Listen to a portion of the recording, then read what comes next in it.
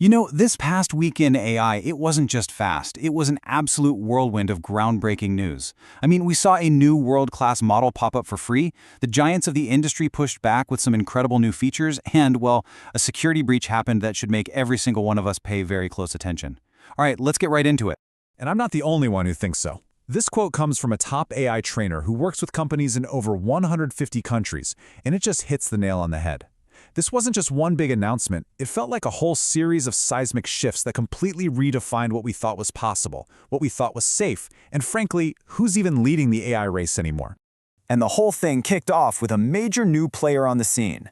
Out of China, we have Kimi, a brand new, free, and open source AI model. And let's be crystal clear about this. This isn't just some imitation. It's a genuine contender that is already beating the best models out there on the tests that really truly matter. Now, what's so fascinating here is the test itself. Kimi now leads every other major model on something called Humanity's Last Exam, and it has that name for a reason. It's an incredibly difficult test that measures an AI's ability to reason, to solve problems, and to understand really complex ideas. And as you can see, Kimi just swooped in and took the top spot. It did the exact same thing for its coding skills, all while being just a fraction of the cost of its competitors. But honestly, it's the raw capabilities that are just astounding. Kimi can sit there and code for over 12 hours without stopping. It can build you a complete website, I'm talking animations, databases, even 3D graphics from a single sentence. But the most impressive part, it can act like a conductor, orchestrating this whole symphony of AI agents to create something truly remarkable. Yep, let's just pause on that number for a second. 300. Think about that. Imagine you're a marketer trying to launch a new product. With Kimi, you could just type in your product details, and it would immediately spin up a whole team of specialized AI workers to build the website, write the ad copy, design all the social media graphics, and even hammer out a full marketing plan, all happening at the exact same time. So the really crucial takeaway from Kimi's arrival is this: the entire landscape has fundamentally shifted. And this isn't just a tech shift, it's a geopolitical one. The race for AI supremacy is no longer this two-horse race happening in Silicon Valley. It is now a global competition, and powerful new players are emerging. Of course, the big guys aren't just standing still. In the face of this new competition, both OpenAI and Anthropic came out swinging with massive announcements of their own, pushing their models into entirely new territory. Let's see how this all unfolded. So OpenAI officially launched GPT 5.5, and the big leap forward here is autonomy. I mean, think about it. You have a great idea for an app, but you just don't have the time to build it. With GPT 5.5, you can just describe your app and it does everything else. It plans the steps, it writes the code, it even checks its own work. There was one developer who gave it a prompt before he went to bed and woke up to a fully working MacBook app. It's like having a whole team of elite developers on call for you 24/7. At the same time, Anthropic added this game-changing feature to Claude called Live Artifacts. And this is not just about asking questions and getting answers anymore. This is about creating a living, breathing workspace that adapts to what you need in real time. You can literally ask it to build you a command center that pulls in your live Gmail, your calendar, and your Slack data, creating a dashboard that updates itself automatically. It's like having a personal assistant who knows what you need before you do. And this really shows their new strategy perfectly.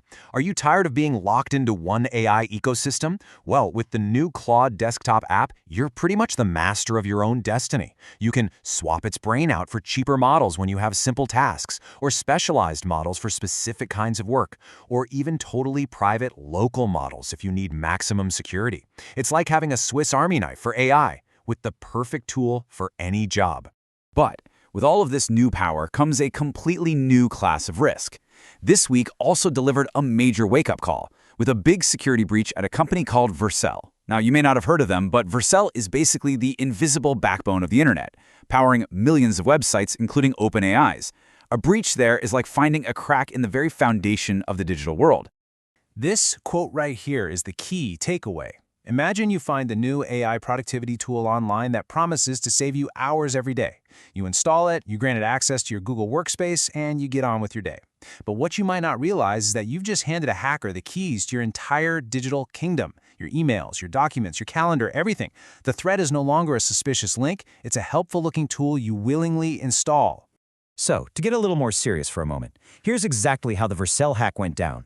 An employee installed a small AI tool, and when the little box popped up, they clicked Allow All Permissions. That single click opened a door for hackers to bypass all of their security, including multi-factor authentication, that system that sends a code to your phone to prove it's you. It's just a stark reminder that even the most sophisticated defenses can be completely undone with one careless click. So what can you actually do to protect yourself? Well, here are 3 things you can do right now. First, take a few minutes, go audit your Google Workspace, and just remove any AI tools you aren't actively using. Second, make it a personal policy to never ever click Allow All Permissions. Just don't do it. And third, have a conversation with your team about this new threat. A little bit of awareness can go a long way in preventing a major disaster. But the week wasn't all risk and security warnings. We also saw advancements that felt like they were pulled straight out of a science fiction novel, creating this sense of genuine awe and wonder about what's just around the corner. I mean, just look at this incredible acceleration. For basically all of human history, our DNA has been a complete mystery. Something that used to cost $3 billion and take 13 years can now be done at home with a device the size of a USB stick in 4 hours. An AI then translates all that raw data, letting you understand your own predispositions to disease and make truly informed decisions about your health. This isn't just technology. This is about taking control of our own lives. And then, there's this number. Cursor is a new AI-powered coding editor that's like having a super intelligent partner helping you write code faster and better. Well, SpaceX just announced a partnership that gives them the right to acquire this 2-year-old startup for up to $60 billion. That staggering valuation shows that one of the world's most innovative companies believes the entire future of software development is going to be built with these new AI tools. Okay, and finally, let's look at what might just be the most mind-bending update of the entire week. OpenAI upgraded its image generation model, and its new capabilities are less about just making pretty pictures and more about executing complex creative commands with frankly frightening precision. So, let's start with a really practical example. A user asked for an entire 6-image brand campaign. The key instruction, the really important part, was same look across all 6 shots, a request for character continuity, which, until now, has basically been the holy grail for AI image models. And would you just look at the result? It's the same model, with the same hairstyle, in the same clothes, with the same expression, across 6 completely different settings: a flyer, a wine label, a mailer. For anyone out there building a brand or a storyboard, this is a monumental leap forward. Okay, next up was a test of pure utility. The AI was asked to create an ad flyer, but with one critical element embedded right inside it: a functional QR code. And not only did it create a totally professional-looking flyer, but as you can see, the QR code actually worked. But this last one, this is where it enters a whole new category. The AI was given a dense grid of 64 images and asked to first label them 1 through 64. Then it was given a really complex command: find frame number 40, calculate its exact coordinates, crop it out, and reframe it. It didn't just generate an image, it analyzed and edited one with surgical precision. And this really brings us to the most important point. This is the common thread that runs through everything we've seen this week. The real product here isn't just a more powerful AI. It's an AI that can understand and execute our instructions with a level of precision that was pretty much unimaginable before. That right there is the new superpower. So I'll just leave you with this question. As you go about your work this week, think about the tasks you could automate with these new tools. Think about the creative projects you could suddenly bring to life. Seeing that an AI can generate a professional, consistent brand campaign from a single sentence, where do you draw the line now? The future is here, and it's up to us to figure out how we're going to use it.